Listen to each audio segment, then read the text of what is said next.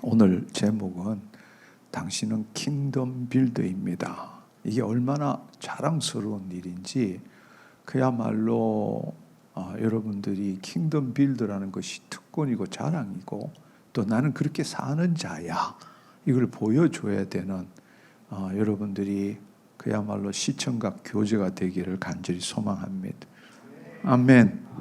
그래서 오늘 이 시간에 여러분들이 정말 다시 한번 킹덤 빌드가 뭔지 이것을 깨닫고, 여러분들이 킹덤 빌드로서 여러분의 이 신앙생활하는 교회뿐만 아니라 일터에서도 주님의 지혜와 사랑과 능력을 나타내는 사람 되기를 간절히 소망합니다.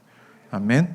그래서 오늘은 정말로 본격적으로 우리의 이 현실적인 문제뿐만 아니라 성경 신학적으로 제자도와 제자 훈련이 뭘 의미하는 것인지, 왜 우리는 킹덤 빌드가 돼야 되고 또 킹덤 빌드 영성 훈련을 해야 하는지, 이것을 다시 한번 확인함으로써 이 교회의 정체성과 우리 자신의 정체성과 우리가 이 세상에서 어떻게 살아야 되는지를 다시 한번 여러분의 심중에 기록하는 그런 시간 되었으면 좋겠습니다.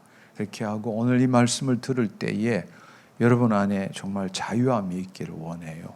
그리고 그 말씀이 머리로 이해되는 것이 아니라 여러분의 심중에 심겨지는 그런 일이 있었으면 좋겠습니다. 아멘. 네. 우리는 사실은 전체적으로 볼 때 1974년도부터 본격적으로 제자 훈련에 대한 이야기들이 많이 거론되었고, 수십 년 동안, 그러니까 뭐 한 60년 정도 이상 지금 십자가의 도, 그 다음에 제자 훈련, 이런 일에 대해서 공부를 해왔습니다. 근데 이 제자도와 제자 훈련의 이 기초가 되는 말씀이 뭔가 하면, 오늘 우리 본문으로 선택한 마태복음 28장 18절에서 20절의 말씀입니다. 여호와께서 나와서 말씀하여 이르시되 하늘과 땅의 모든 권세를 주셨으니 그러므로 너희는 가서 모든 민족을 제자로 삼아 아버지와 아들과 성령의 이름으로 세례를 베풀고 내가 너희에게 분부한 모든 것을 가르쳐 지키게 하라. 볼지어다 내가 세상 끝날까지 너희와 항상 함께 있으리라 하시니라. 아멘. 네, 이 말씀은 예수님께서 십자가에 죽으시고 부활하신 다음에 아마 우리가 생각하건대는 2주, 3주가 지난 그 시점에 갈릴리의 어느 산에서 제자들과 나눈 대화입니다. 예수님께서 그야말로 부활하신 후니까 마지막이죠, 그렇죠? 마지막에 제자들에게 부탁한 말씀입니다. 그런데 이 말씀을 우리가 Great Commission, 대위임령이라고 불러요. 대위임령, 위임한다라는 것은 명령한다, 부탁한 것보다는 너희들은 이렇게 살아야 된다. 이걸 커미션, 위임한다 그러는데, 큰 대자를 붙여가지고 대위임령이라고 이렇게 부릅니다. 근데 이것을 예수님의 대위임령이라고 부른 것은 17세기, 18세기의 선교사들에 의해서 이 말씀이 전해졌고, 특별히 19세기에 인도에 처음으로 공식적으로 선교를 간 윌리엄 캐리가 주축이 되어서 그 선교사들에 의해서 이 전 세계 복음을 전하는 것이 너무너무 중요하기 때문에 대자를 붙였습니다. 그런데 이 대자를 붙이는 이유가 뭔가 하면, 오늘 읽은 것처럼 하늘과 땅의 모든 권세, 스케일이 엄청나게 큰 거죠. 그렇죠? 그 다음에 모든 민족이라는 것은 이 땅에 있는 모든 인류 전부를 이야기하니까, 그리고 시간적인 측면에서도 세상 끝날까지, 그 다음에 예수님께서 성천하시기 전에 마지막으로 주신 이 말씀이니까, 이걸 다 통틀어 볼 때에 우리가 생각하는 스케일보다는 훨씬 크기 때문에 대자를 붙여서 대위임령 이렇게 말씀하신 거예요. 그리고 특별히 이 말씀 중에 모든 민족을 제자로 삼아, 바로 제자도 제자 훈련이라는 게 이 말에서 나왔어요. 모든 민족을 제자로 삼아. 이게 여기서부터 제자 훈련이란 말이 나왔다는 겁니다. 역사적으로 볼 때에 제자도와 제자 훈련이란 용어가 전 세계적으로 확산되는 그것에 대한 기폭제는 1974년도에 스위스 로잔 대회에서 이 빌리 그레이엄 목사님과 그와 함께 동력했던 로버트 콜만이란 두 분에 의해서 이것이 확산되었습니다.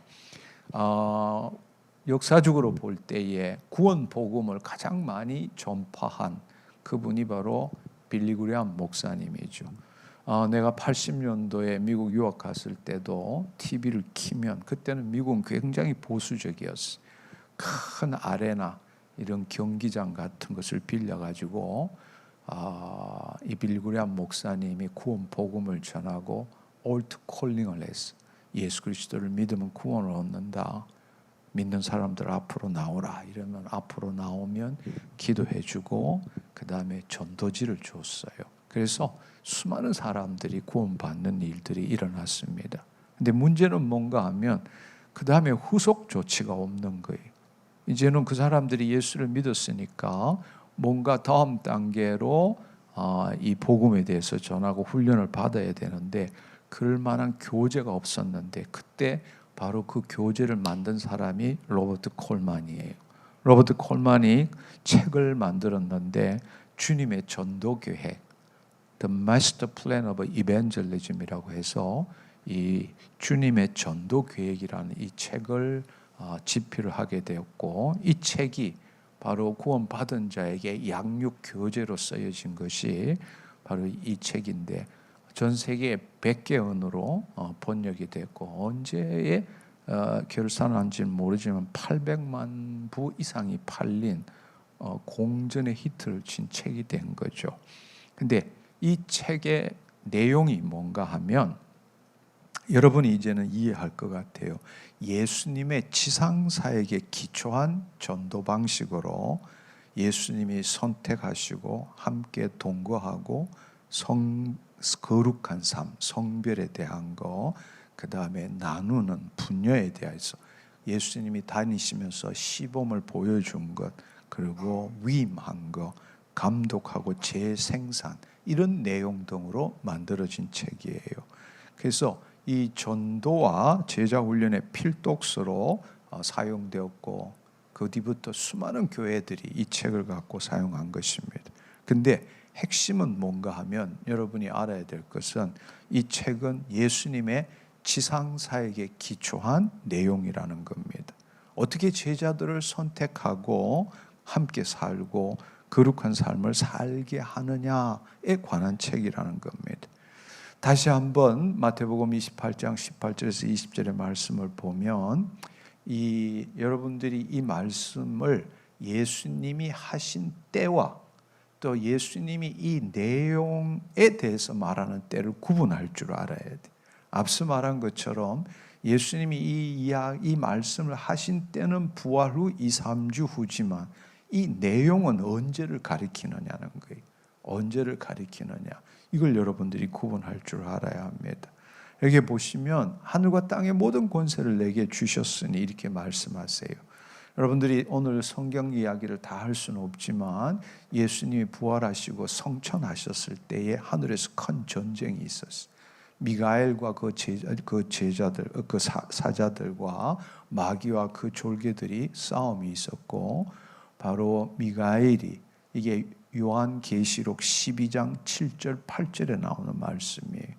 그곳에서 싸움이 있고 난 다음에 바로 그 미가엘이 승리함으로 인해 가지고 다시는 그 마귀들이 더 이상 하나님의 자녀를 참수하지 못하고 이 땅으로 다 쫓겨 내려온 거라고.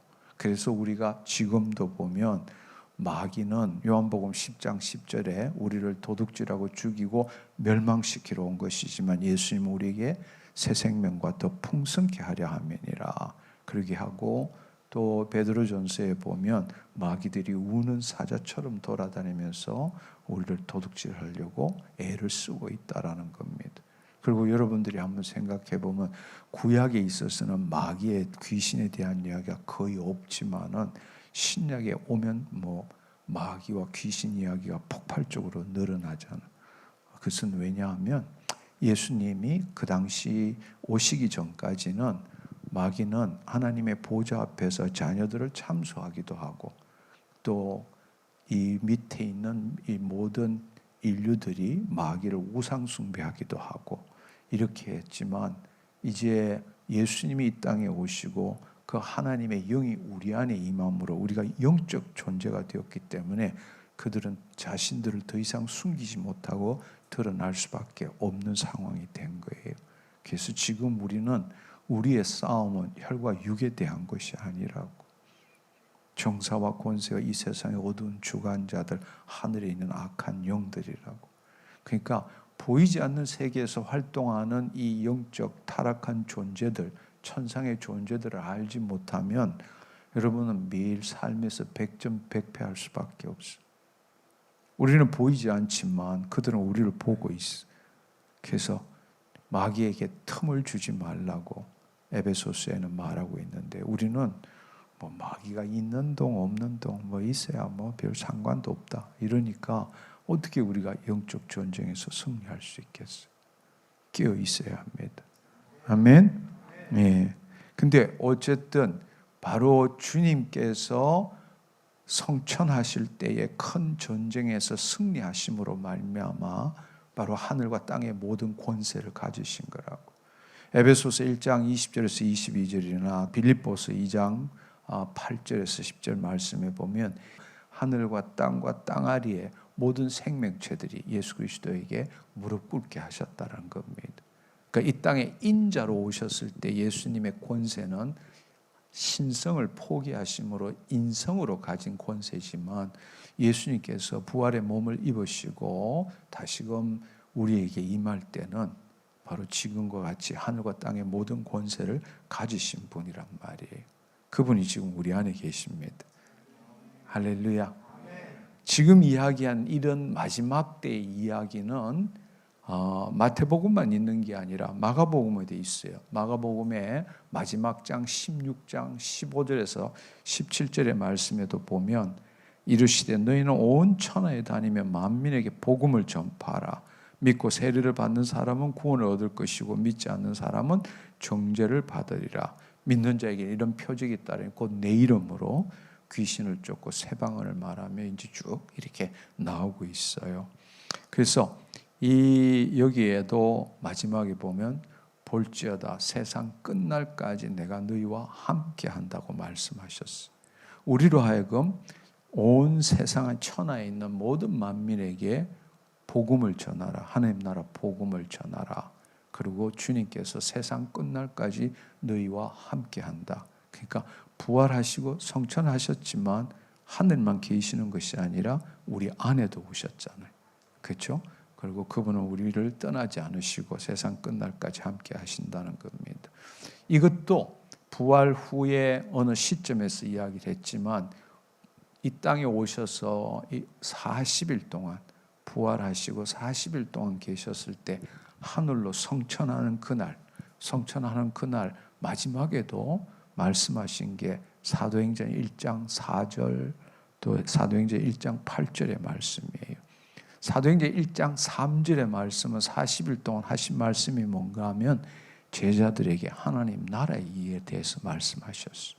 4절에 보면 사도와 함께 모이사 그들에게 분부하여 이르시되 예루살렘을 떠나지 말고 내게서 들은 바 아버지께서 약속한 것을 기다려라. 그게 뭐냐 하면 성령님이 오시는 거잖아요. 그래서 1장 8절에 보면 오직 성령님이 너희에게 임하시면 너희가 권능을 받고 예루살렘과 온 유다와 사마리아와 땅 끝까지 이르러 내 증인이 되리라. 그 말은 주님을 증거한다. 그럼 주님이 말씀하신 게 뭐냐? 하나님 나라 복음이란 말. 그 하나님 나라 복음을 증거하는 일을 한다. 그렇게 말씀하신 거예요. 이 말씀은 성천 직전에 하신 말씀이지만 지금 제자들에게 한 그 위임, 그 내용은 언제 이야기를 하는가 하면 예수님께서 부활 성천하신 다음에 그 성령님이 강림하실 이후에 대한 이야기를 하고 있는 거란 말이에요. 예를 들어서 성부와 성자와 성령의 이름으로 세례를 주고 모든 민족에게 복음을 전하고 세례를 주라 할 때 아직 성령님이 오시기 전이잖아. 그렇죠. 근데 성부와 성자와 성령의 이름으로 세례를 주라는 건 지금 하라는 뜻이 아니고 이 내용은 바로 이 성령님이 약속하신 성령님이 온 이후에 대한 이야기를 하는 거잖아요. 그렇죠? 예, 그렇게 하고 모든 민족에게 복음을 전하라. 이 말은 모든 민족을 전하라는 것은 창세기 11장에 보면 하나님께서는 모든 민족들이 동방신할 평지에 와서 바벨탑을 쌓고 하나님이 본래 이 땅에 내려오셔야 하는데 자기들이 바벨탑을 쌓아서 하나님의 보좌까지 이루려고 하는 이 타락한 천상의 사주를 받아서 하나님을 대적했기 때문에 하나님께서는 비밀의 경륜으로 하나님의 창조 목적을 이루시기 위해 가지고 모든 민족을 다 타락한 천상의 존재들한테 줘버리고 하나님께서는 당신의 분깃을 야곱으로 삼은 거예요. 야곱이 바로 이스라엘이잖아. 그래서 창세기 12장에 보면 아브라함을 불러서 본토 친척 아비 집을 떠나서 그 하나님이 계획하신 땅이 가나안 땅이잖아. 그래서 그곳에 제사장 나라가 되도록 하기 위해서 아브라함을 부르신 거란 말이에요. 근데 아브라함을 불렀지만 아브라함의 창세기 12장 3절을 보면 모든 민족이 아브라함 때문에 영광을 받게 한다고 말씀하셨어요. 그러니까 하나님께서 이스라엘 민족을 선택한 건 이스라엘 민족만을 복음화시키게 한 게 아니라 모든 민족을 다시 복음화시키기 위한 비밀의 경륜으로 이스라엘을 택한 거란 말이에요.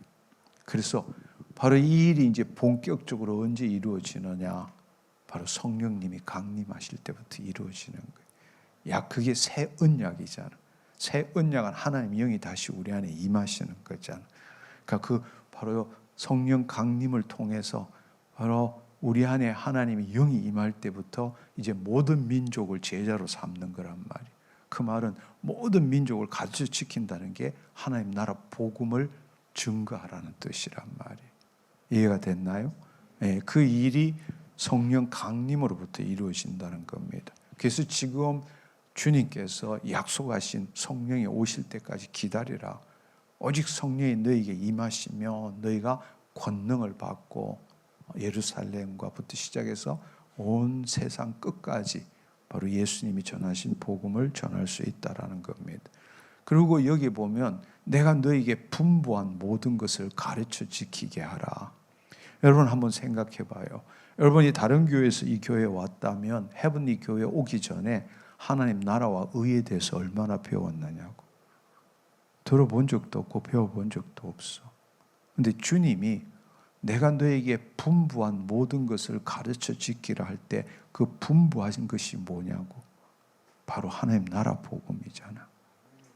예수님이 오죽했으면 사복음서에 뻑하면 다니면서 이 동네 저 동네 다니면서 천국은 하나님 나라는 이렇게 가르치셨고 오죽 답답하셨으면 부활하시고 난 다음 40일 있는 동안에도 하나님 나라의 일을 가르치셨겠느냐고.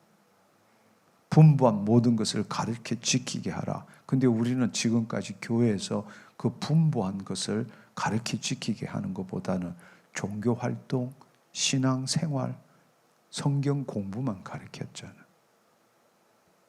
안타깝지만 하나님 나라와 의가 뭔지를 몰라.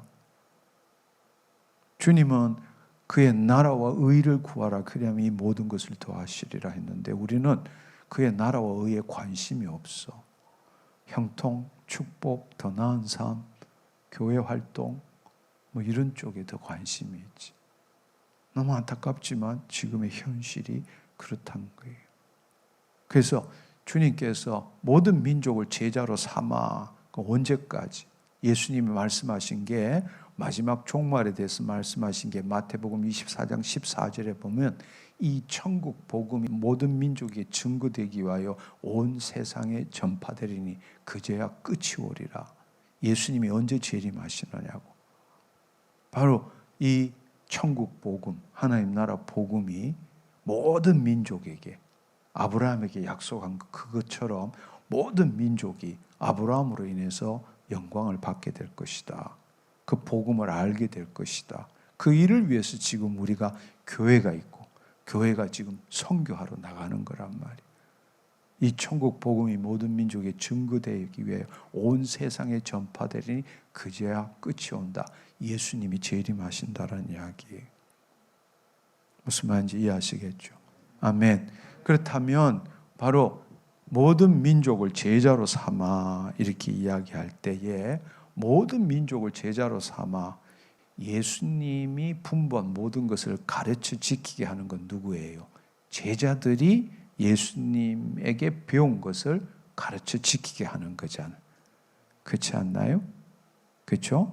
그 다음에 제자라는 것은 우리가 선생이 있고 학생이 있을 때 제자가 되는 것이지만 그 당시에는 예수님이 아직 성천하시기 전으로 있고 제자들이 있었지만 예수님이 부활 성천하신 다음에 그분은 지금 우리 안에 오셨잖아요. 무슨 말인지 이해하시겠죠? 우리 안에 계시는 분이 우리가 제자가 될 수는 없는 거예요. 주와 합한 자는 한 영이 되고, 여러분 이렇게 생각, 가장 쉬운 애는 포도나무와 가지를 생각해 봐요. 요한복음 15장 4절 5절. 우리는 예수님은 포도나무시고 우리는 가지잖아. 근데 가지가 포도나무에서 떨어져 있으면 아무짝에도 쓸모가 없고 그건 불살라 태워져야 되는 거라고. 가지가 포도나무에 붙어 있을 때 비로소 포도나무로부터 수액이 올라와서 가지의 열매가 bearing, 우리가 produce 하는 게 아니라 bearing 하게 되는 거잖아. 지금 우리의 삶이 그런 삶이잖아. 그렇기 때문에 여러분도 수도 없이 들었겠지만 내가 예수님을 닮아가는 것이 아니라 내 안에 계시는 예수님을 나타내는 거란 말이에요. 아멘. 예. 그래서 여기에서 이야기하는 것은 바로 모든 민족을 제자로 삼아, 이것은 예수님의 제자로 삼아라는 뜻이 아니라 너희가 이 말씀을 들었고 너희가 하나님 나라를 이루는 삶의 모델이 됨으로 해서 너희를 통해서 복음을 듣는 자들에게 그것을 제자로 삼아서 본이 되라, 모델이 되라, 이런 뜻이지 바로 그 모든 자들이 예수님의 제자가 되도록 하라, 그런 뜻은 아니란 말이에요. 우리가 한번 생각해 봐요. 여러분, 예수님이 우리 안에 계시면 예수님이 한번 생각해 봐요. 우리를 제자 삼기를 원해요? 하나님의 자녀 삼기를 원해요? 자녀 삼기를 원하죠. 거꾸로 하나님의 뜻을 이 땅에 이루시기 위해서 예수님이 오셨다면 창세기 아담과 하와를 제자 삼기를 원해요? 아니면 자녀 삼기를 원해요? 자녀 삼기를 원하잖아. 하나님과 생명적 관계를 가진 자녀 삼기를 원하지 제자 삼기를 원하지 않는다고. 우리는 하나님의 자녀가 되어서 바로 예수님의 제자들이 살았던 것과 같은 삶을 살아야 되니까 하나님의 자녀가 되어서 제자적인 삶을 살아야 되는데, 오늘날 우리 제자 훈련은 거꾸로 제자가 되어서 자녀의 삶을 살려고 애쓰는 거야. 있을 수 없는 이야기. 이미 제자가 되어서 어떻게 자녀의 삶을 살 수 있겠느냐고. 우리가 자녀가 되어서 제자적인 삶을 살아내야 되는 거죠. 이해가 됐나요? 아멘.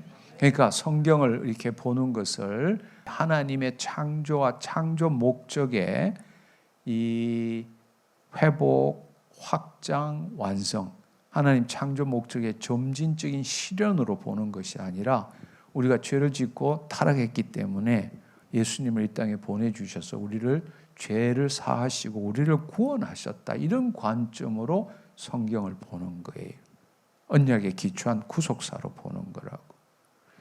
그렇지만 우리가 정말로 알아야 될 것은 언약이라는 것은 왜 언약을 맺었겠어요? 하나님이 아담과 하와를 창조하셨을 때는, 지으셨을 때는 그분을, 하나님을 나타내도록 지으신 거지 우리를 제자 삼으려고 창조하신 게 아니잖아. 그렇죠? 네, 그렇다면 언약이라는 것은 인간이 죄를 지었기 때문에 하나님과 우리가 언약을 맺는 거지, 인간이 죄를 안 지었는데 하나님과 언약을 맺을 수는 없잖아. 자녀인데. 우리가 예를 들어서 야, 너 크면 너 죄 질 거니까 지금 나하고 언약부터 맺어. 부모가 자식한테 그렇게 할 수는 없잖아. 바로 우리가 하나님, 하늘에 계신 우리 아버지잖아. 우리가 그분의 자녀잖아. 근데 우리가 죄도 짓기 전에 너 틀림없이 선악과 먹을 거니까 미리 나하고 언약 맺어. 너 그거 안 지키면 지옥 가는 거야. 이렇게 한다는 것은 너무 우스꽝스러운 거란 말이에요. 그러니까 언약에 기초한 구속사는 인간을 죄인으로 보기 때문에 만든 거란 말이에요. 그러나 우리가 좀 더 넓은 의미로 보면 우리로 하여금 자녀로 삼아서 본래 계획하신 하나님의 창조 목적을 실현시키기 위한 것이 성경의 이야기란 말이에요. 아멘. 우리 모두가 하나님의 자녀가 되고 온 세상이 하나님의 성전이 되도록 하는 것이 하나님의 창조 목적이라는 것. 지금 그것이 이루어지고 있는 중이라는 겁니다. 아멘. 그렇습니다. 그래서 한번 생각해 보면 우리가 신학적으로 이야기할 때는 성령의 계시가 계속적으로 풀어지기 때문에 1974년 이후부터 그 당시에 하나님 나라에 대한 복음이 온전하게 풀어지지 않았기 때문에 제자 훈련, 제자도 그 일을 충분히 감당했지만 이제 점점점 하나님 나라의 복음이 더 성령님을 통해서 알려지고 계시될 때는 이제는 바뀌어야 되는데, 한번 개혁된 교회는 항상 개혁되어야 된다. 이게 종교개혁의 모토거든. 항상 우리는 성령님에 의해서 새로워지는 것을 해야 되는데, 지난 508년이 됐나? 508년이 된 1517년이니까 508년이 된 지금에 있었어도 종교개혁 이후에 우리는 변화된 게 없는 거예요. 그냥 이 진리를 수호한다는 명목하에 그때 배웠던 것을 계속 답습하는 그 일을 하고 있는 겁니다. 그러나 지금 성령님께서 우리를 통해서 말씀하시는 것은 이제는 자녀로 돌아가야 되고 그리스도를 나타내는 자. 그래서 오늘은 시간이 없어서 많은 말을 못하지만 여러분이 화요 말씀 치유 집회를 들으면은 처음에는 우리가 하나님과 분리된 자유의지적인 의존자가 되었고, 타락함으로써 자유의지적인 독립자가 되었고, 이제 마침내 주님이 우리 안에 임하심으로 인해서 그분을 나타내기 위해서 자유의지적인 의존자가 아니라 의탁자가 되었다는, 내 자신을 그분한테 surrender, 맡긴다는 거예요. 그게 바로 자기를 부인하고 자기 십자가를 진다는 거예요.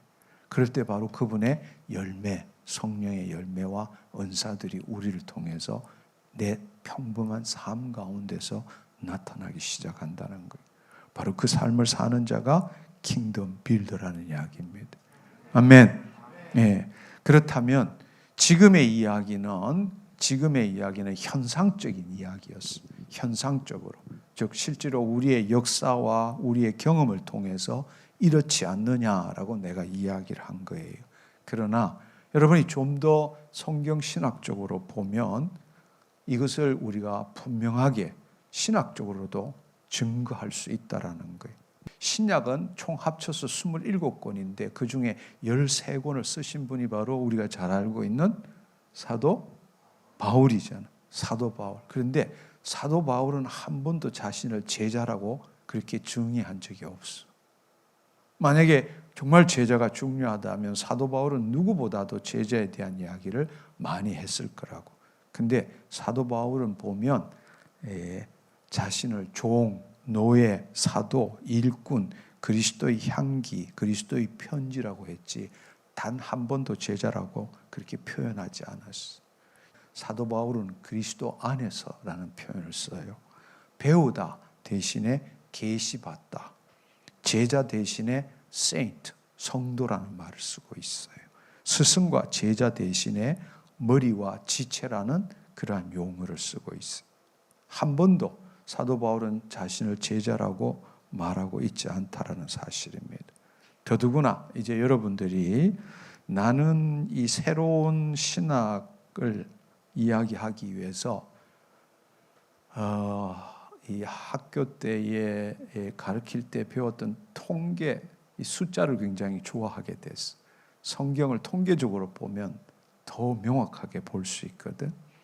근데 한번 생각해 보면 사복음서에는 제자라는 말이 무지 많이 나오는데 서신서, 즉 로마서부터 시작해서 저 요한계시록까지는 제자라는 말이 한 번도 안 나온다는 거예요. 별로 충격도 안 받네. 한번 생각해 봐요. 정말 제자 훈련이 중요하다면 이 신약에 이 제자라는 단어가 헬라어로 마테테스라는 단어인데 261번이 나와요. 261번이 나오는데 사복음서에서 233번이 나와. 그런데 사도행전에는 제자들의 성령 행전이잖아. 그러니까 28번이 나와요. 근데 서신서에는 한 번도 안 나와. 로마서부터 저 요한계시록까지 한 번도 안 나온다는 건 엄청난 충격인 거예요. 적으로 서신서부터는 자녀의 삶을 살아가는 서신서에는 한 번도 안 나온다는 이야기. 사도행전 21장 16절 이후로는 나오지를 않아요. 한 번도. 그럼 뭘 의미하느냐? 우리가 자녀고 성도지 제자가 될 수 없다라는 이야기예요. 아멘. 그 다음에 반대로 생각해 보면 자녀라는 것은 테크노고 그 다음에 성도라는 건 하기오스라는데 헬라어로 여기 보면 자녀라는 말은 사복음서에서 자녀라는 단어는 나오지만 하나님의 자녀라는 표현은 한 번도 안 나와. 하나님의 자녀라는 표현은 한 번도 안 나와요. 그리고 성도라는 표현도 구약의 성도의 부활이란 표현으로 한 번 나오지 성도란 말도 전무하다고 한 번도 안 나오는 거예요. 무덤이 열리고 자던 성도의 몸 이럴 때 성도란 표현이 하나 나오지 사복음서에 한 번도 안 나와요. 사도행전에도 자녀라는 말이 나오기는 하지만 하나님의 자녀라는 말은 한 번도 안 나와. 그 다음에 성도라는 것도 이 오순절 강림 이후에 4번이 나와. 4번이 나온다고. 로마서에서 요한계시록까지는 자녀라는 말이 14번, 성도라는 말이 56번이 나온다고. 그러니까 한마디로 교차되는 것 같죠? 제자들이라는 표현은 사복음서에 많이 나오지만 싹 없어지고 반면에 자녀와 성도라는 것은 바로 사복음서를 기점으로 해서 서신서에는 이렇게 올라가고 그 말은 뭘 의미하느냐? 바로 우리가 제자가 아니라 자녀고 성도라는 표현 그게 더 중요하다는 걸 나타내고 있다라는 것입니다. 아멘. 한마디로 말하자면 사복음서라는 것은 뭘 의미하는가 하면 예수님이 오셔서 예수님의 그 공생애를 여러 각도에서 써놓은 거잖아. 그러니까 다니시면서 예수님이 증거하신 게 하나님 나라 복음은 이렇다. 그리고 12제자를 뽑아가지고 또 70인 제자를 뽑아가지고 그 예수님이 행했던 일 너희도 행할 수 있다라는 걸 보여주라. 그리고 복음을 전하라. 이렇게 이야기한 거란 말이에요. 하나님 나라에 대해서 증거했어. 근데 하나님 나라 복음이 바로 예수 그리스도의 복음이거든. 하나님 나라 복음이 뭔가 하면 새 언약의 성취를 의미한다고. 새 언약이 뭔가 하면 다시 하나님의 영이 우리 안에 임하시고 우리가 다시 아담과 하와 때의 관계처럼 자녀가 되는 거란 말이에요. 아멘. 그래서 하나님의 통치 안에서 그분을 나타내는 게 그의 나라와 의라는 말이에요. 그러니까 사복음서에서는 하나님 나라 복음을 전하고 그 다음에 예수님이 십자가를 지시고 부활 성천하신 게 사도행전이 시작되는 거잖아. 바로 그 사도행전 때는 제자들이 나가서 하나님 나라 복음을 예수님이 대신해서 증거했고, 그걸 믿은 사람들의 하나님 영이 임할 때는 다시금 자녀가 되고 성도가 된 거란 말이에요. 그러니까 서신서의 모든 이야기들은 뭘 먼저 전제로 하느냐? 하나님의 자녀라는 걸 전제로 하고 있단 말이에요. 그럼 그걸 어떻게 표현할 수 있느냐? 바로 우리가 계속 쓰고 있는 그리스도 안에서, 예수 그리스도 안에서, 너희 안에 계신 그리스도, 그리스도 안에 있는 너, 이 표현이 다 우리가 이미 하나님 나라를 들어갈 수 있는 준비가 됐다라는 이야기. 그래서 요한복음 3장 3절에 보면 물과 성령으로 거듭난 자는 하나님 나라를 볼 것이요 들어갈 수 있다고 말했잖아요. 그리고 뭐라고 말씀하셨지? 주님께서 하나님 나라로 침노하고 빼앗아라. 하나님 나라는 너희 안에 있다. 이렇게 말씀하셨잖아요. 아멘. 아멘. 그 삶을 살아야 되는 거예요. 그걸 어떻게 사느냐를 나타내는 게 바로 서신서란 말이에요. 그렇다면 이제 거꾸로 이야기를 해서 신약에 하나님 나라 표현이 135번이 나와요. 하나님 나라 표현이 135번이 나오는데 5번이 나오는데 사복음서에 108번이 나와. 사복음서에. 사도행전에 8번 나와. 그 다음에 서신서와 요한계시록에 총 합쳐서 19번이 나오는데 19번 중에 14번을 사도 바울이 말한 거예요. 그러니까 이것도 마찬가지잖아요. 하나님 나라 이야기가 사복음서에 무지 많다가 그 다음에 요한계시록에 사도행전에 조금 나오고 그 다음에 그 14편을 쓴 사도 바울이 14번을 쓴 거라고. 아까 이야기한 것처럼 반대로 예수 그리스도 안에서라는 말은 사복음서에 한 번도 안 나와. 그리고 서신서에 몇 번 나오느냐? 165번이 나와. 165번. 특별히 사도 바울은 자기가 쓴 그 이 14편에 한 장당에 2번 이상씩. 그러니까 뻑하면 그리스도 안에서. 뻑하면 그리스도 안에. 너희 안에 계신 그리스도. 이런 표현을 쓰는 거예요. 다시 한번 이야기하지만 그렇다면 어떻게 우리가 제자가 될 수 있느냐고. 그리스도 안에 있는데. 기억이 나나요? 여러분 고린도전서 1장 30절 말씀이 뭐예요? 너희는 하나님으로부터 나서 예수 그리스도 안에 있는 자라고 말했잖아. 아멘. 아멘. 하나님으로부터 나서 예수 그리스도 안에 있는 자라고. 어떻게 제자가 될 수 있느냐고. 자녀가 되어서 제자적인 삶을 살아야 되는 거지.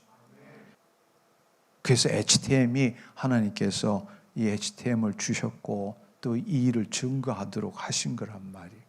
근데 그 증거를 하는 것은 HTM이라는 선교단체가 하는 게 아니라 교회가 해나가야 되는 일이라고. 그래서 비전 교회가 생긴 거라고. 아멘. 바로 여러분들이 이제는 하나님 나라 복음을 알고 하나님 자녀의 삶, 자녀의 삶을 살 줄 알아야 한다는 겁니다. 그러니까 우리가 이 현실을 바라보면 하나님 자녀라고 말은 다 하지만 믿지만 누리지는 전혀 못하잖아. 그냥 머리의 개념으로, 신학적인 개념으로 나 하나님 자녀입니다. 하나님 자녀인 걸 믿습니다. 이렇게 말하잖아. 근데 하나님 자녀를 믿는 주체는 누구예요? 여전히 거짓자라고. 내가 하나님 자녀지 내가 하나님 자녀인 걸 믿는 거 아니잖아. 이해가 됐어요? 나 하나님 자녀이지 내가 하나님 자녀라는 걸 믿는 게 아니라고. 믿는 것은 거짓자가 믿는 거예요. 누가 뭐래도 나 하나님 자녀라고. 아멘. 죄를 지을 수 있는 하나님의 자녀라고. 은혜로 구원받은 죄인이 아니고 죄를 지을 수 있는 자녀라고. 아멘. 하나님의 의라는 사실은 믿지만 사실은 대부분이 죄의식에 사로잡혀 있잖아. 예수 그리스도 안에는 결코 정죄함이 없다고 그랬는데 죄만 지으면 교회도 안 나오고 내가 이 꼴로 해서 어떻게 주님 앞에 나가느냐고 여전히 죄책감, 수치심 속에 살아가고 있잖아. 하나님 말씀을 우리가 따르지만 말씀에 대한 생각을 많이 하지만 말씀대로 생각하고 느끼고 말하지는 않잖아. 많은 사람들이 이런 이야기를 해요. 나 하루 종일 주님 말씀만 생각하고 산대요. 그래서 안 변하는 거야. 왜냐면 내가 하나님의 말씀에 대한 생각을 하니까 그건 내 생각이지. 일자 무식이라도 말씀대로 생각하고 느끼고 말할 줄 알아야 돼. 그럴 때 하나님의 능력이 나타나는 거예요. 그런데 자기의 경험과 지식으로 그 말씀에 대한 생각을 한다. 그건 깨달은 자기 생각일 뿐이라고. 그래서 안 변하는 거예요. 세상 사람이 뭐라 할지라도 말씀대로 생각하고 느끼고 말할 줄 알아야 된다. 아멘. 그렇습니다. 하나님의 권능을 믿지만 권능이 나타나지 않는 거예요. 그리고 우리가 늘 신앙생활을 지금까지 해온 것은 내 모든 삶의 영역에서 주님을 나타나는 것보다는 늘 죄의식, 거룩한 삶, 윤리, 도덕에만 치우쳐져 있잖아. 죄 안 짓고 거룩한 삶 살면 천국 간다 이렇게 생각하고 있잖아. 근데 예수님이 이 땅에 오신 거 우리 죄를 사해 주시려고 온 게 궁극적인 목적이 아니라고. 하나님을 나타내도록 하기 위해서 이 땅에 오신 거지. 다시금 하나님의 자녀가 되도록 하기 위해서 오신 거란 말이야. 아멘. 그러니까 교회 안에서는 집사, 권사, 장로지만 일터, 삼터에서 하나님의 사랑과 지혜와 능력을 나타내지 못하는 거. 나타내지 못하는 거. 지금 비전교회에는 많은 다음 킹덤 빌더들이 세워지고 있어요. 여기도 지금 그 삶을 사는 사람들이 있을 거라고. 하나님이 더 개입하실 수 있도록 그렇게 자녀의 삶을 살기를 바랍니다. 바로 여러분들이 변화될 때에 우리가 꿈꾸던 정말 하나님의 통치 안에서 이게 바로 자녀의 삶이고 이게 그리스도인이야를 보여줄 수 있게 되는 거라고. 아멘. 예. 그래서 여러분들이 이제는 이런 상황을 볼 때에 킹덤 빌더라는 것을 다시 한번 확인해야 돼. 킹덤 빌더는 세 가지를 이야기를 하잖아요. 바로 성령님에 의해서 내가 하나님의 자녀라는 정체성을 믿는 게 아니라 체험해야 한다는 거예요. 아멘. 네. 성령님이 나를 통치하는 걸 체험하는 거라고. 여러분이 기도받을 때에 쓰러지기도 하고 또 몸에 전류가 흐르기도 하고 이런 이야기는 너무 당연한 거예요. 예수님도 오순절날에 아침 9시인데도 제자들이 비틀거렸잖아요. 왜? 성령님이 임하시니까. 성령님은 어떻게 임하시냐? 우리 몸에 임하시거든. 고린도전서의 6장 19절 20절에 보면 우리가 성령의 전이잖아. 우리 몸이. 그 몸으로 하나님께 영광 올려드리는 거잖아. 그러니까 하나님이 영이 임하시면 우리 몸을 통치하시니까 우리 스스로가 우리 스스로를 통제할 수 없는 하나의 예가 쉽게 말하자면 쓰러지기도 하고 몸이 떨리기도 하고. 근데 그때에 빛이 임하게 되니까 우리 안에 만약에 더럽고 악한 영이 있으면 그것들이 드러나기 때문에 기뻐하는 사람도 있지만 분을 내는 사람도 있고 또 악한 영이 안 떠나가려고 발부둥 치는 일도 있고.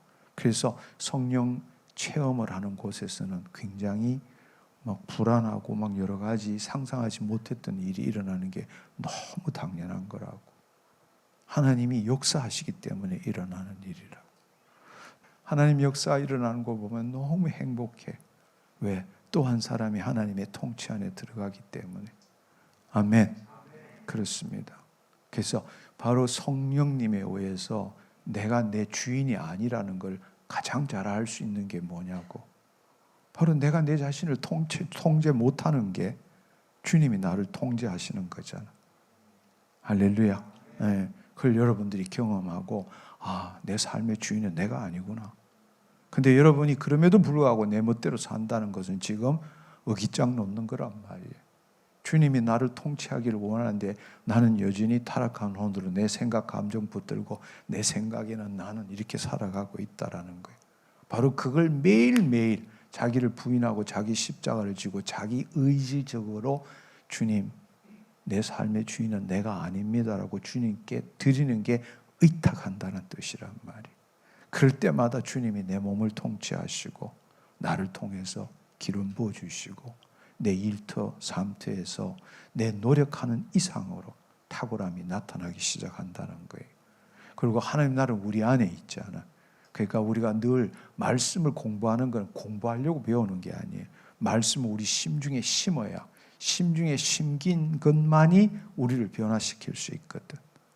그렇기 때문에 말씀과 성령으로 매일 우리 안에 하나님 나라를 이루어 가야 되는 거라고. 하나님 나라를 이루어 간다는 것은 내 머리로 성경 공부한다는 뜻이 아니라 그 말씀이 내 심중에 심겨지도록 한다라는 거예요. 근데 내가 공부하면 심중에 심겨질 수 없어. 머리에 지식으로는 남지. 그러나 성령님이 나를 감동 감화시킬 때에 그때에 그 말씀이 우리 심중에 임하는 거라고. 그러면 우리는 심중에 임한 대로 생각하고 느끼고 말할 수 있게 되는 거라. 여러분이 가끔은 자주는 아닐지라도 여러분이 어떨 때는 갑자기 말씀을 읽는데 듣는데 눈물이 나기도 하고 이 말씀이 각 검처럼 내 심장을 찔러 쪼개기도 하고 어떨 때는 이 말씀을 읽을 때 막 기쁨이 막 넘치기도 하고 또 어떤 때는 이 말씀을 믿을 때 이 말씀대로 나한테 일어났다라는 믿음이 생기고 바로 그런 일들이 다 심중에 임했기 때문에 생기는 거라고. 아멘. 그러니까 우리는 날마다 말씀과 성령을 통해서 자기 안에 있는 하나님 나라를 이루고 세 번째로는 뭔가 하면 자신의 일터와 삶터에서 교회가 너무 중요하죠. 그러나 교회는 세상을 바꾸는 전초 기지와 같은 거라고. 교회가 목적이 아니야. 자기 멋대로 살다가 일주일에 주일날 와서 예배만 드리면 다 된 것처럼 생각하는 사람은 너무나 안타까운 사람들이에요. 교회에서 예배를 드리고 코이노니아 교제하는 이유는 내 일터 삶터에서 주님을 나타내기 위해서라고. 근데 여기서는 자기 멋대로 살고 일주일에 한 번 와서 예배 드리고 헌금 내는 걸로 그냥 천국 갈 수 있다고 믿는 것은 너무나 어리석은 이야기라고. 하나님이 하나도 카운트 안 해줘. 너무 답답한 성도들이 얼마나 많은지 몰라. 자기 일터 삶터에서 하나님의 사랑과 지혜와 능력을 나타내는 삶을 제자적으로 사는 자들. 그러니까 킹덤 빌드라는 건 세 가지를 이야기. 첫째로는 자녀의 정체성이 있어야 돼. 하나님의 영에 의해서.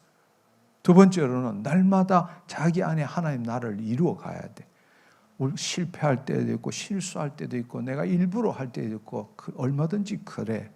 매일매일 삶은 직선적으로 변해가는 게 아니라 업 앤 다운 하지만 점점점 우상향해 나가는 거예요. 그걸 성경에서는 뭐라고 하느냐? 그 사람은 후패하지만 속 사람은 날로 새로워진다라는 거예요. 나도 소망이 뭐냐? 나도 이제는 70이 다 돼가니까 얼굴에 막 이제 쭈글쭈글해지고 머리도 안 돌아가고 이렇지만 하나님과의 관계, 하나님과의 생명적 관계는 주님이 날 부르신 날 최고가 될 거라고 생각해. 아멘. 바로 하나님과의 그 친밀함, 하나됨. 우리 다 그렇게 살아야 된다. 아멘. 그러니까 쓰러지고 실수하고 얼마든지 넘어질 수 있지만 그럼에도 불구하고 예수 그리스도가 내 안에 있기 때문에 다시 오뚜기처럼 일어서는 거예요. 자기를 정죄하지 않고 그래도 나 하나님의 자녀야. 그리고 하나님의 의를 나타내는 새로운 삶을 또 사는 거란 말이에요. 아멘. 말씀과 성령으로 하나님 나라를 이루어가는 거예요. 우리 안에 있는 하나님 나라를 이루어가. 세 번째로는 일터 삼터에서 제자적인 그리스도의 제자적인 삶을 사는 거라고. 제자가 아니고. 아멘. 그러려면 여러분들의 지혜, 배움, 가방끈 이런 거 상관없이 당신 능력 이상의 삶이 나타나야 돼. 그것은 나는 내 목숨을 걸고도 그렇게 할 수 있어. 왜냐하면 내 삶이 그렇거든. 나는 내 능력 이상의 삶을 살아. 아무도 모르지만 내 꼴은 내가 제일 잘 알아. 나의 부족함, 약함, 나의 무능함, 또 내가 잘 짓는 습관, 죄 습관, 난 누구보다 잘 알아.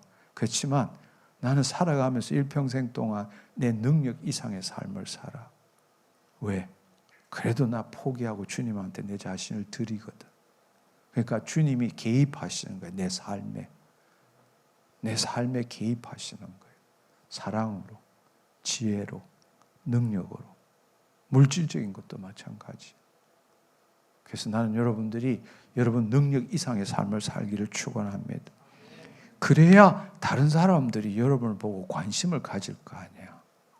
여러분이 좋은 대학 나오고 여러분이 좋은 부모 만나고 좋은 직장 가지고 잘나면 누가 여러분들에게 관심을 갖겠느냐고.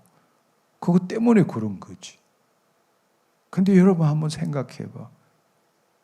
가방끈도 짧고 뭐 생긴 것도 못생기고 뭐 가진 것도 없고 부모도 뭐 잘못 만났고, 그런데 내 삶에 있어서 놀라운 일이 생기면 다른 사람들이 볼 때는 놀랄 거 아니야. 도대체 어떻게 해서 저 사람은 나하고 비교했을 때 나보다 나은 게 하나도 없는데 어떻게 이렇게 변할 수 있느냐, 어떻게 이런 삶을 살 수 있느냐. 알고 봤더니만 주 예수 그리스도를 믿는 것, 그분이 주인인 삶을 사는 것. 그래서 나는 여러분들이 킹덤 빌더 3가지, 자녀성, 하나님 나라, 1터 3터에서 제자적인 삶을 사는 자, 이게 킹덤 빌더라는 이야기예요. 아멘. 나는 킹덤 빌더입니다. 아멘. 그렇습니다. 그래서 여러분들이 킹덤 빌더이기 때문에 우리가 여기에서 킹덤 빌더 영성 훈련을 하는 거라고. 영성 훈련, 스피리추얼리티라는 것은 뭐가 돛 닦듯이 높은 단계로 올라가는 게 아니에요. 내 평범한 일상 삶에 주님이 나타나는 게 영성이라고. 할렐루야. 할렐루야. 우리가 새로운 삶을 삽시다. 아멘.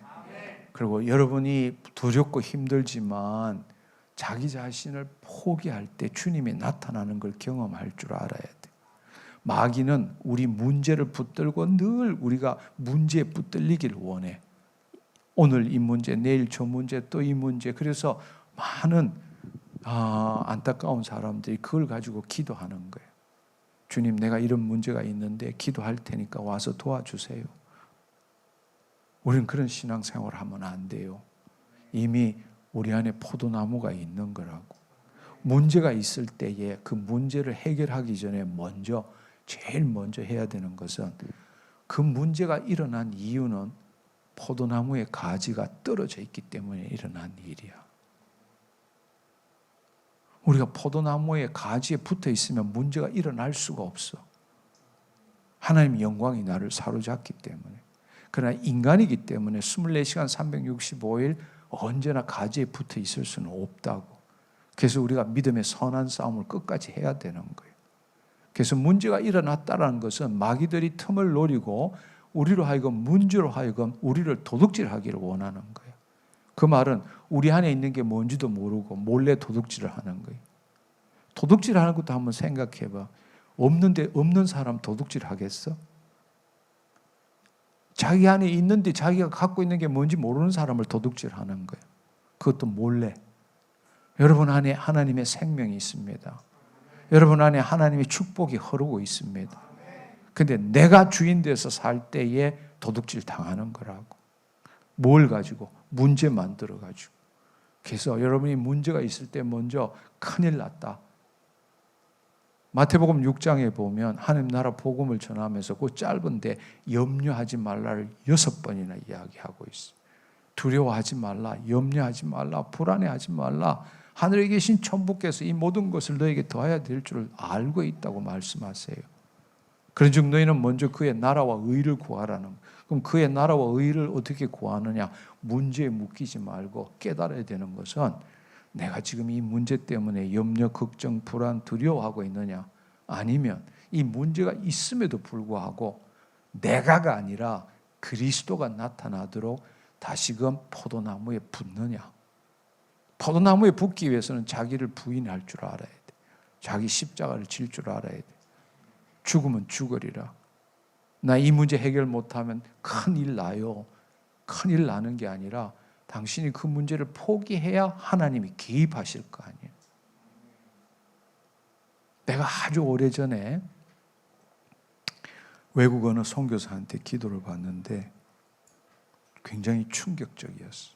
그때 내 인생이 바뀌어지는 또 하나의 계기가 됐어. 너는 글도 잘 쓰고 말도 잘하고 머리도 좋고 내가 너한테 도울 게 뭐가 있을까? 예언을 하면서 그렇게 예언을 하는 거예요. 내가 충격을 받았어. 부들부들 떨리더라고. 나는 하나님한테 덜 내 부족한 거 더 달라고만 기도했거든. 갑절에 기름 부으시면 안 돼서 뭐 7갑절을 달라고 기도하고 뭐든 오금이 저리기 시작하는 거예요. 내가 주인인 삶을 살았구나. 하나님한테 하나도 드린 적이 없구나. 하나님을 이용만 하며 살았구나. 그러고도 더 달라고 늘 내 부족한 거 더 달라고 이렇게 기도하며 살았구나. 그때 내 자신이 변화되게 됐어. 내려놓는 기회가 됐어요. 할렐루야. 하나님이 주시는 지혜, 하나님이 주시는 사랑, 하나님이 주시는 기름 부으심을 경험할 줄 알아야 돼. 그리고 그 조그만 거라도 감사하면 감사하는 만큼 그 일이 더 많아져. 여러분 한번 생각해 봐요. 나 신학교 가지도 않았잖아. 근데 내가 신학교 석좌 교수로 있잖아. 내가 공부를 많이 해서? 아니, 그렇지 않아. 하나님 주시는 지혜가 있기 때문에 그래. 하나님 주시는 지혜가 있기 때문에. 예. 그걸 여러분이 경험하기를 원해요. 그러려면은 위험해. 은혜는 위험을 동반해. 왜냐하면 은혜는 자기를 포기할 때 주어지는 거거든. 자기를 포기하지 않으면 은혜란 건 있을 수가 없어. 은혜는 받을 만한 가치가 없는 자에게 베푸는 게 은혜잖아. 그러려면 내가 받을 만한 가치가 없는 자인데 은혜를 얻으려면 내 자신을 포기할 줄 알아야 돼. 나 이런 거 받을 만한 자격이 있습니다. 나 이런 이야기, 이런 일 했습니다. 나 교회에서 이런 일 했습니다. 그런 사람한테 은혜가 임할 수가 없어. 그러니까 큰 일부터가 아니라 조그만 일부터 주님께 한번 드려보라고. 그럴 때 놀랍게 주님이 내 삶에 개입하신다고. 주님은 지금 이 순간도 나를 통해서 그분의 일을 행하기를 원하셔. 그분의 일을 행하기를 원하신다고. 나는 그때마다 9회 말 투아웃 이걸 경험할 때마다 어떨 때는 미치도록 두렵지만 9회 말 이 투아웃 이걸 경험한다는 건 묘미가 있어. 살얼음판을 걷는 것 같은 거야. 그럼에도 불구하고 죽으면 죽으리라고 그분한테 드렸을 때 내가 생각하는 시간, 내가 생각하는 방식이 아니라 주님이 나보다 훨씬 놀라운 방식과 놀라운 때에 그 일을 행하시고 이루시고 높은 건 낮추시고 낮은 건 올리시고 막힌 건 뚫으시고 하는 것을 경험할 때마다 희열이 있는 거예요. 이제 그러다 보니까 이제 점점점 담대해지는 거예요. 뭐 주님이 또 행하신다. 이런 믿음이 우리의 믿음의 분량이 점점 커지는 거라고. 오늘 이 시간을 통해서 여러분들이 이렇게 이야기해야 돼. 되든 안 되든 간에 여러분이 그 삶을 살든 살지 못하든 간에 여러분의 입술로 서로 나 킹덤 빌더입니다. 나 킹덤 빌더입니다. 여러분이 말하고 듣고 심어야 돼. 그러면 말한 대로 이루어지는. 난 믿음이 없어서 그런 말 못합니다. 아니, 말하지 않기 때문에 그런 삶을 못 사는 거라고. 믿음은 들음에서 나고 들음은 예수 그리스도의 말씀으로 말미암느니라. 누가 여러분한테 킹덤 빌더라고 말해주겠어? 내가 킹덤 빌더라면 내가 말할 줄 알아야 돼. 나 킹덤 빌더야. 하루에 100번이든 어느 상황에서든 또 내 안에 분노가 나고 슬픔이 나고 우울이 있고 뭔가 화가 날 때도 나 킹덤 빌더야부터 먼저 나와야 되는 거예요. 그럴 때마다 주님이 역사하시면. 아멘. 우리 함께 통성으로 기도합시다. 주님 감사합니다. 오늘 헤븐리 교회에서 아버지 하나님, 나는 킹덤 빌더입니다. 하나님 이 말씀을 가지고 함께 나누었습니다. 하나님